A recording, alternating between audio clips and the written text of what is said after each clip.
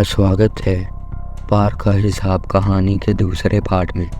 अगर आपने पहला पार्ट नहीं देखा तो आप जाकर देख लें, चैनल पे अवेलेबल है और डिस्क्रिप्शन में लिंक भी है, आप जाकर देख सकते हैं।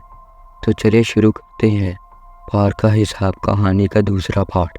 जो रीता के पीछे खड़ी हुई थी और उसे झूला दे रही थी, रीता भी इससे हंस हंस कर बातें कर रही थी।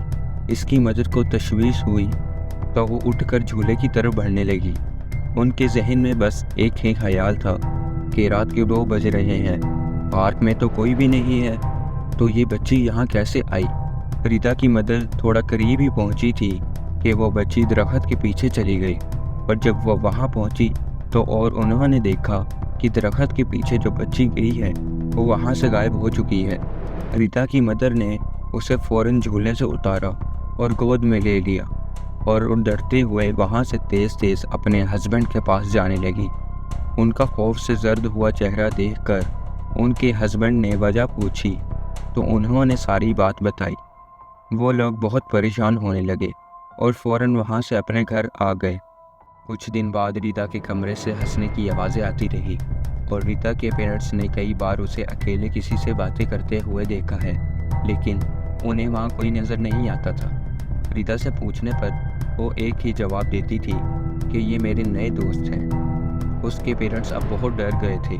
इन्होंने एक भूत उतारने वाले बाबा को बुलाया।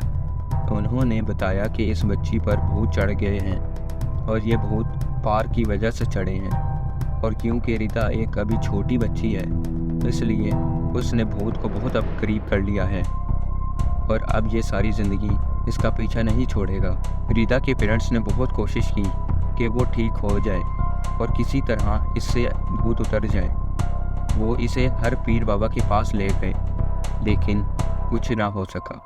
आज रीता 12 साल की हो गई है और इस बात को 6 साल गुजर चुके हैं, लेकिन आज भी रीता अपने आप से हवा में बातें करती है और उसके रूम से बच्चों के हंसने की और खेलने की आवाज़ें आती हैं, और ये हमेशा रात 2 बजे के बाद ही होता है। तो उम्मीद है आप लोगों को ये कहानी पसंद आई होगी। अगर आप चैनल पे न्यू हैं तो सब्सक्राइब कर दें ताकि आपको इस तरह की और वीडियो और कहानियाँ सुनने को मिलें। मिलते हैं किसी और डरावनी कहानी से, तब तक के लिए बाय बाय।